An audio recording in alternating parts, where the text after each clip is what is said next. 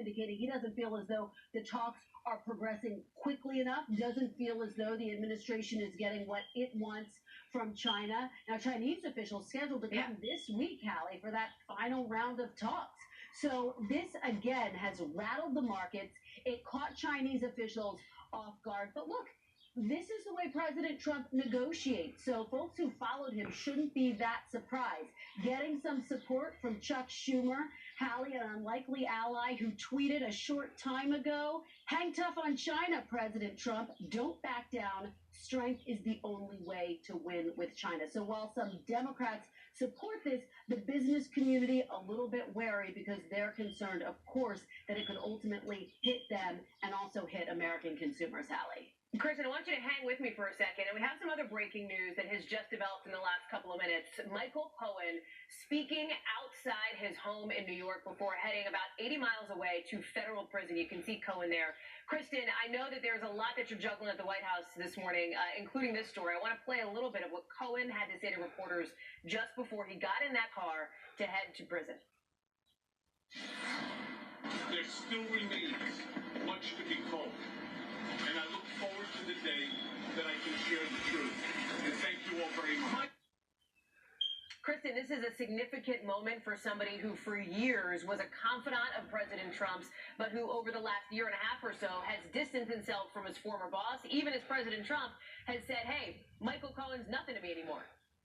That's right. Remember Michael Cohen, Hallie, once said he would take a bullet for President Trump. Well, he completely shifted gears. He flipped on President Trump and essentially implicated him in a range of different crimes, some of them as a candidate. And he also said that he made some of those hush money payments while he was in office. Now, President Trump has, of course, denied any wrongdoing, and his tone has completely shifted as it relates to his former attorney and personal fixer. Because remember, President Trump was very defensive of Michael Cohen when the FBI first raided his offices and some of his private space, but then quickly changing his tune, calling Michael Cohen a rat, and making it very clear that he had no plans to issue a pardon. Compare that to some of the language that we've heard from President Trump as it relates to, for example, Paul Manafort. Now, the president indicating that no pardons are on the table right now. He's not thinking about it. He's not considering it. But it's significant, Hallie, of course, to note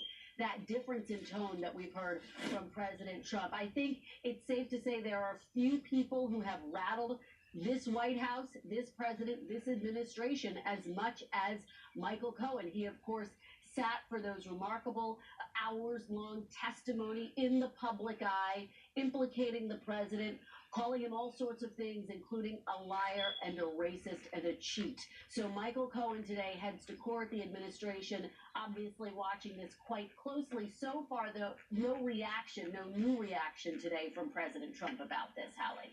Yeah, that is something for sure, Kristen. We have our Twitter alerts on high alert for.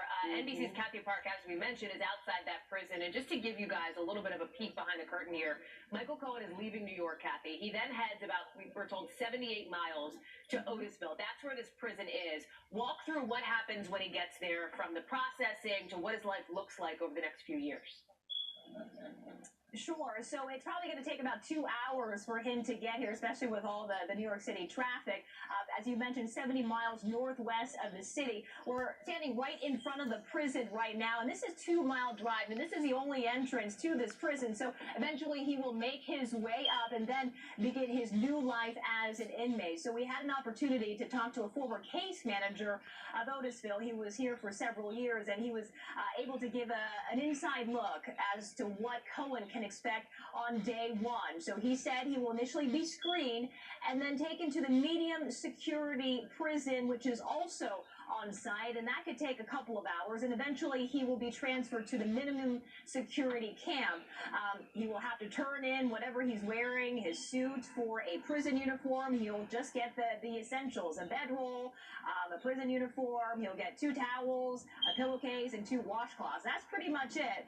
And then he will be taken to what's being described as a 2-man cube. So don't think of this as a jail cell that he's going into. It's just cinder blocks apparently waist high, and that is where he will be housed, essentially. He'll lose all control. He begins his morning at 6 a.m. and then lights off at 11:30 p.m. And then in between, he'll be told when to eat, when to work, when he has quote-unquote leisure time, but he really has to follow the rules inside this prison. So any semblance of a normal life that he once had is going to be erased starting today. Allie? And Kathy, he walks in as perhaps the most famous or infamous person at that prison now, with the exception of maybe the guy from the Jersey Shore of the situation, who's also serving time there apparently.